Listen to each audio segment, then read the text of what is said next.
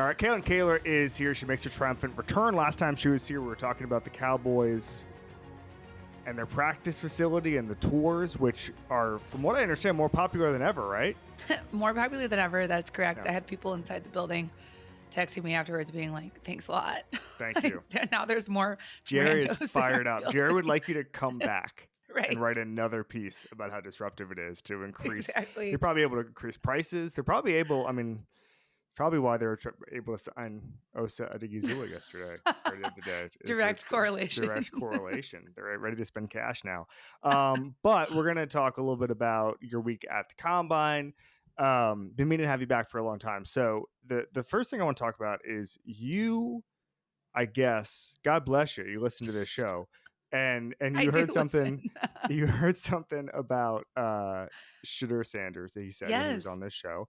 And I want to start before, just so the listener knows, and I think I told the story when Shedeur was on this show, but I'll tell it again because it's good context. I found Shedeur incredibly engaging. I found him to be incredibly appreciative of the process. I found him to be, as I've told the story, like he introduced himself to everybody at the Omaha table, every single person, including a guy who makes documentaries who has nothing to do with anything, who was like coming by to get a Cliff Bar, and Shedeur is like talking to him. Okay. So like everybody. And he answered every question I asked of him. He answered it directly. And I could not have come away, from my perspective, more impressed with Shedeur Sanders. Now, there's a couple of things I think now, a couple of reports. Josina Anderson had one. Matthew Berry from NBC had one. That he's rubbing teams the wrong way, however you want to phrase it. They used a lot of words to qualify it and all that stuff, but I think that's the gist of it. For me, he said it in the interview, like his father is the best of all time. I think he has a defensive backs mentality. I think we're used to quarterback mentality. And I'll give you the floor. You did some reporting on this. You talked to people. What do you got, Kalyn?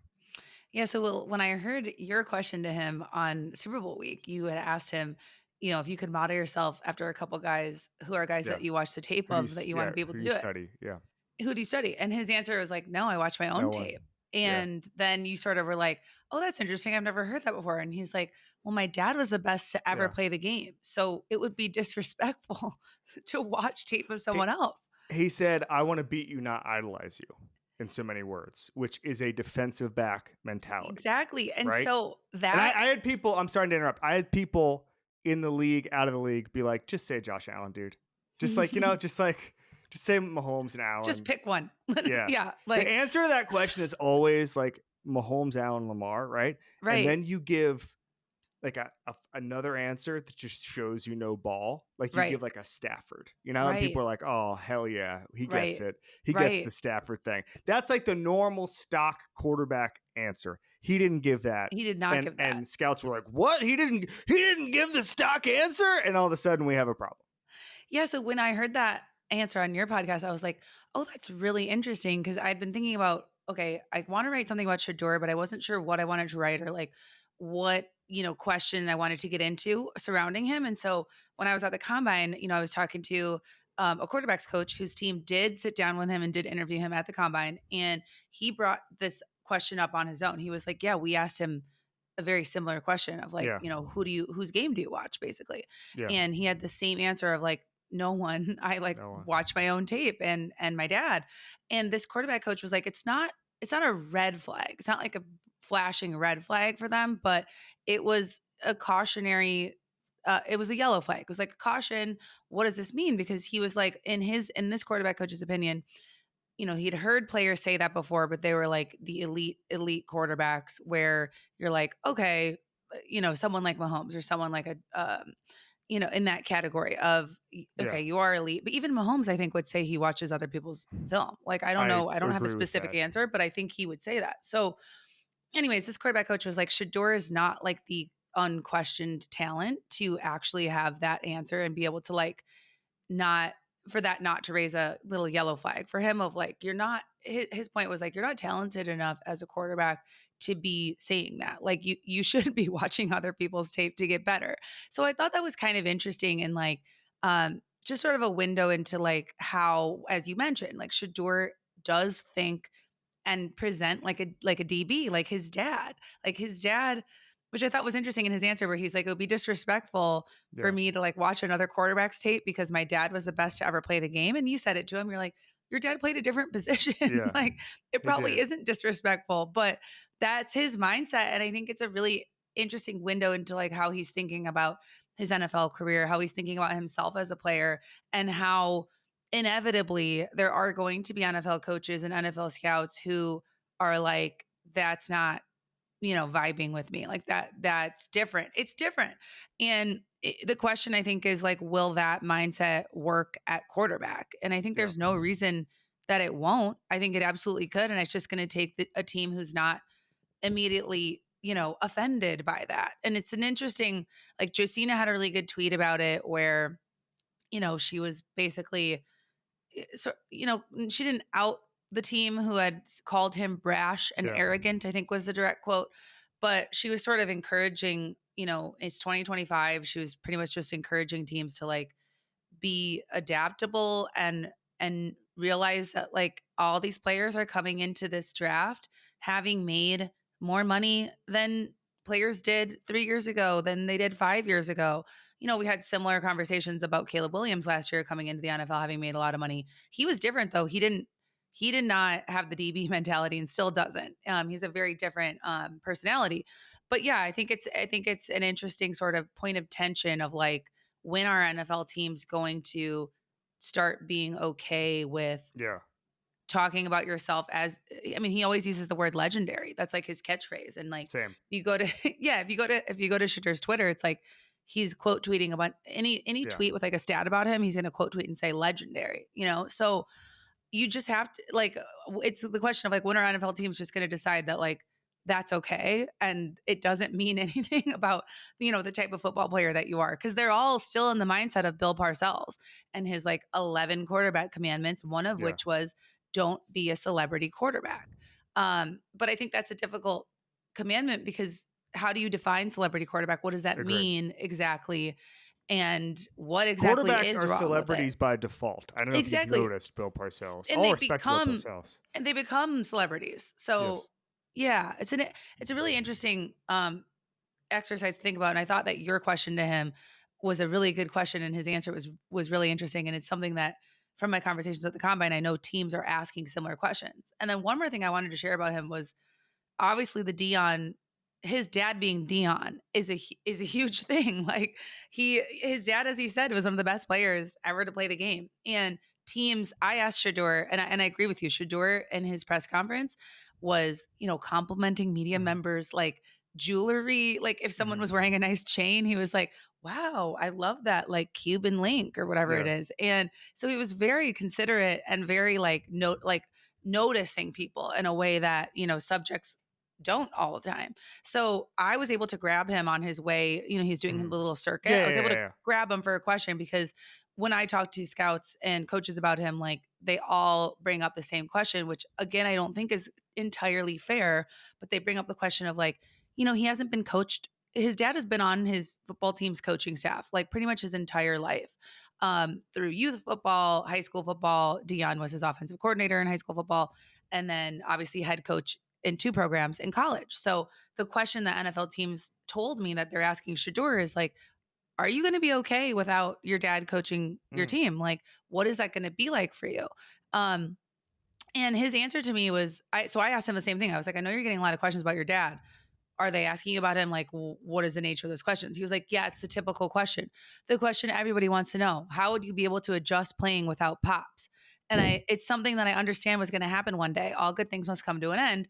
I know he gave me the tools to represent him at the end of the day. And then I asked a follow up. I was like, so do you feel like you've assured them that you're going to be okay without your dad? Because it sounds like this was still a big question that teams had about him.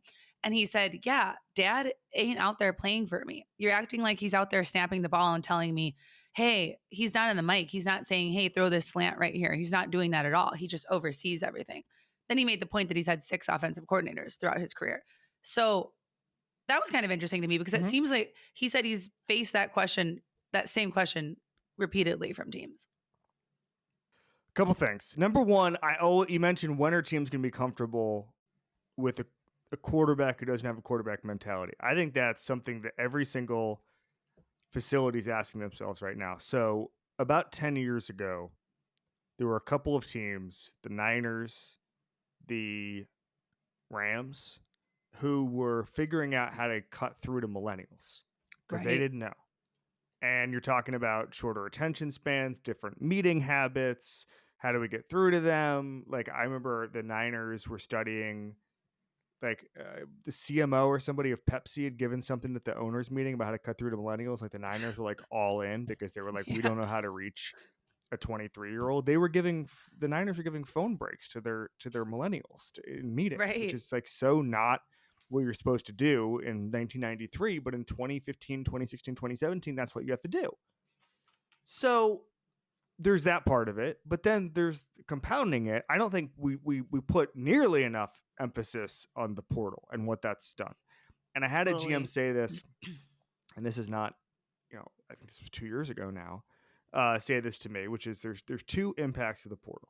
Number one is there's no such thing. College coaches don't break players down to build them back up. So Nick Saban and Kirby Smart, their big thing was de-recruiting, which is we get a 5-star in, and in February we're saying you are the greatest high school player in the world. I can't wait to see you in red and black or crimson and white. Did Alabama have? Was it like a garnet and gold thing? Are they gonna get mad at me if I get the They're crimson gonna and? come sue you for using the Well, no, wrong college teams are like colors. so into like Yeah, yeah, yeah. their They love color their scheme. Like if Yep. you say Florida State is like maroon, they'll be like, excuse me, it's garnet and Yeah. gold." You're I like, don't know. no, no, no, no, I no. might be I screwing mean, this it's by definitely Alabama. crimson. I don't know what Yeah, they're. crimson. I don't know what they're white. I'm I sure don't they have like a ivory. I don't. cream. I'm not getting. I'm not getting involved in this. I'm bailing out of this topic. But in February, they're like, January, we can't wait to see you on campus. Then you get there in August, and their first thing is like, you are nothing. You are the 7th-string linebacker. And if you don't ball out on special teams, you are never going to play here, right? That was the process for 50 years, de-recruiting. That was Saban's thing. That was Kirby's thing. The problem now, for in the eyes of GMs, I don't think it's a problem. I didn't need to be broken down to be built up in my career. But in some people's eyes, the problem is that you can't do that anymore Right. because in September you could be like, this sucks. In January, I'm going to go to South Carolina. In January, I'm going to go to Clemson. I'm just And gonna well, not leave. Clemson. Clemson is the portal. Like I'm going to go to Georgia Tech. I'm out of here. And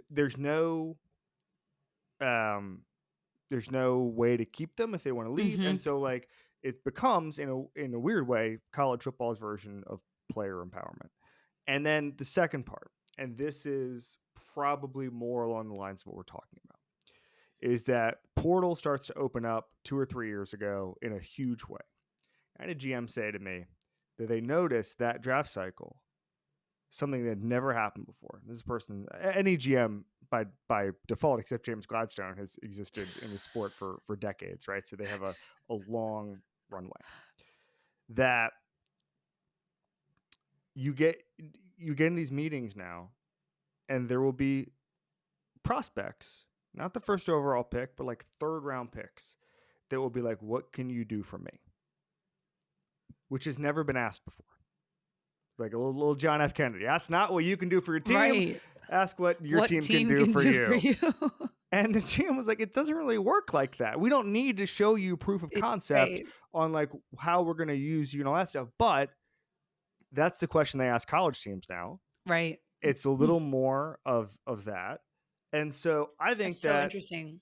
there are GMs now who are just like, you know what?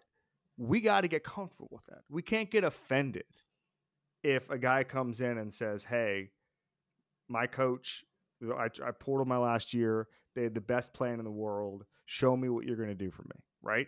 I don't think you can get offended by that. Now, you don't have to answer the question in detail, but you don't have to say, this guy's off my board, he's Right. entitled. Like Like, how dare he? there's always like the famous stories about like a coach or a GM sending a bad car to the airport instead of a limo. Do you know these stories? Like these famous Yeah, to stories see where it's how like people to see if react. they're Yeah, upset. yeah, It's yeah. like, all right, or we could just sign the best players and Yeah, just we could figure it just out later. I also think realize that that like doesn't matter. off-field whatever. I mean, I could do this all the time, but like, Well, yeah, and like I did a story at the combine about how there's no uh small school prospects anymore, which is yes, because of the portal, because I want to talk everyone's about that. transferring up Yeah. as they should. And I asked a couple of GMs like, "Hey, does this matter? Like, do you care that there's no small school prospects? How does it affect your process?" John Spytek kind of gave an old-fashioned answer, honestly. New GM of the Raiders, he was like, "Well, I still really." He's like, obviously, it's a changing landscape, and like, you're never going to judge a player for moving up, but Hmm. he's like, I still really value a player who is loyal to their program. And I think it says a lot about the type of person they are. And I was like, yes, yes, I get that. But, I don't know. I feel like transfers now, it's not the same. Like No. they don't have the same like stigma as they once did because everyone's doing it. Like 30, I think the number I got from an NFL team was like almost 40%. It was like 38 something percent of the combine class had transferred at least once. Yeah. Yeah, And like the year, I think there were no 2 years ago. You probably had this in the piece. 2 years ago, there were no G5 first round picks, and part of that was because a guy like Osiris Torrance, who played at Louisiana, transfers to Florida his last year, and then right, and also by the way, it's unknowable. Incarnate Word Cam Ward, not right. drafted, not drafted. So Totally. like. I'm supposed to be offended by a guy saying I'm going to help myself. I'm going to do this. Like I don't. I think NFL teams have to get comfortable with the portal. I Mhm. just think there's no other option.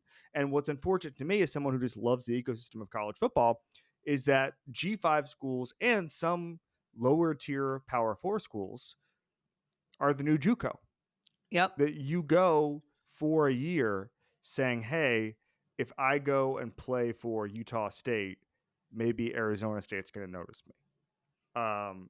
Or maybe if I go play for this head coach who might go, who's a really hot prospect, maybe he goes next year and I go with him. Like Mhm. that's the thing. Not to get too deep down this rabbit hole. The thing that hurts me is when if you talk to college coaches, they're very open about cheating. Very open. Like I will meet coaches I don't know at like events, whether that's the Yeah. combine, whether that's different events throughout the year, and they'll just be like, oh yeah, we got this deal done with this kid like last November. It's like what? And like if you're a fan, like this happens in college basketball all the Yeah. time. Is like I ran into a coach I did not know. I had no affiliation with him. It was like a tenuous link at best. And it was just a friend of a friend that introduced us. And he's talking about like the portal guys. He's like, oh yeah, before a non-conference last year, his handler reached out to me. I'm like, hang His on, handler. Yeah, right. hang on. What Right. is Right. happening right now? Right. What is this And so timeline? Can you yeah, no, clarify and this? so like what's happening now is it's a little bit like European soccer is like you go play for a school in hopes of going to a bigger school. And Yeah. that, I would say more of college basketball. So Rick Pitino said the other day, and I mentioned this on last week's show with Tom Fornelli. Rick Pitino said the other day that like college basketball in particular is now European basketball Yes. structure, which is it is nothing but 1 year deals Yep. and it goes up and down depending on whether or not you were good or you get released or whatever. But that's going to be college football at some point. Is like of your 22 starters, 15 of them are going to be 1 year rentals. And I will say too, from an NFL perspective, which is sort of what I ended up writing about this week, is like this should end up benefiting the NFL because before I talked to a few scouts who were like, Uh-huh. yeah, I evaluated a few players this year who moved up from like, let's say FCS to, the power four or Uh-huh. G5 to the power four, like whatever way you want to put it, they transferred up. And the scouts were like, this guy could have fooled me into being drafted had he stayed at his small school. But because he moved up and played against bigger and better competition, we have a more accurate read of how he's going to be, how he I projects love into that. the NFL. So it's like, it's bad. I mean, the transfer portal is sad for smaller colleges, but for the NFL, it should be actually producing better NFL players and making the scouting process a lot more accurate. Love that. Last thing, you have some reporting on Mike Green, a defensive end prospect from Marshall. Take me through that. Yeah, so he is I don't have like anyone's rankings in front of me right now, but he's, It's like one a of the top edge rushers. top half Top of the edge first rusher. round. Yeah. Yeah. One of your top edge rushers in this draft. And so I right before the combine, I heard like Dane Brugler on a podcast say that he was gonna have to answer for an incident that occurred that caused him to basically leave Virginia's team because he started off playing for Virginia and then transferred to Marshall after the 2022 season. He didn't play at all in 2022. And I was like, huh, I didn't know that, but also I'm just like catching up on the Yeah. draft class after the Super Bowl. So I'm like, oh, let me see what's out there. There's nothing out there about what this incident was. I searched in like Nexus headlines, like read everything. It's just like, oh, he's not on the team anymore. And then because the transfer portal is so normal now, like nobody questions when you transfer. Right. They're just like, yeah, you transferred. So there was nothing out there. And so I put in some public records requests trying to figure out like, okay, what's going on here? Because some scouts were telling me that there were multiple issues, multiple incidents. And, I figured when Mike Green got to the podium that he wasn't going to say anything about it, but it was They just said shocking. it. He actually was just super open about it and was like, yeah, I've had two different sexual assault accusations, one at Virginia and one in high school. And he vehemently denied all of the allegations. That he said he'd never done anything wrong. So on his account, he said, nope, I've never done anything wrong. And talked about, how that sort of affected his process. But I did some public records digging. And unfortunately, because of Virginia's FOIA law, which every state has different public records laws, and it makes it extremely complicated to like figure out how to get documents. But I was not able to get any of the actual incident reports to actually read the description of what happened.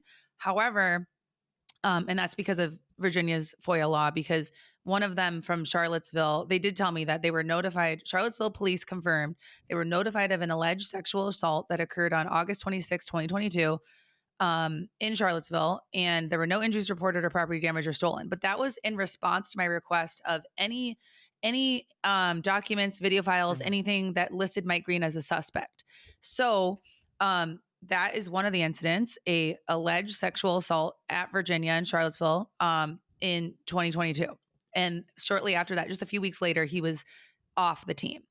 And he never played that season. And so then there's another incident that James City County, where he grew up in Virginia, also confirmed that Green was referenced in two reports. They would not describe the nature of the reports, only to say he was not charged with any criminal charges. So he has never faced criminal charges, but he does have two sexual assault. Well, I will say from his own perspective, he said they were Mhm. both sexual assault.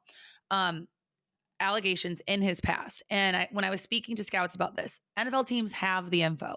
They have the reports. I don't know if every team does, but I was speaking to several teams that were like, "Oh no, we've read what happened," because they've got private Mhm. investigators who have Of course. access to things that we don't. And one scout told me that they were very interested in him and he is off their board. Mm. So that's only one team saying that he's actually off their board, but multiple teams I spoke to, multiple scouts from multiple teams I spoke to said if you have more than one allegation, I mean, one allegation is Mhm. bad enough, and that causes you to question the player and want to know more and find out more information. But when you have two, what I kept hearing from scouts is like two, uh, that's that starts to become sort of a pattern, and then you really have questions about a player and their makeup and whether you want to have that player on your team or spend value on that player to get him on your team. So I don't know what's going to happen to him in the draft, because obviously we've seen teams who do a very good job of bringing in players with things in their background, incidents in their background, and managing them. Like the Mhm. Chiefs, Andy Reid has Mhm. done that a bunch and is good at it, and also has the status and the track record of winning Super Bowls where he can do that and he can face those questions Yeah. when he drafts a player like that. And his job status is not going to be questioned for that. So who knows what's going to happen with Mike Green in this draft. But from my conversations with people at the combine, like I wouldn't be surprised if he started It to fall a matters. little bit. Good reporting, Kalyn Kahler. Thanks so much, buddy. Thanks, Kevin.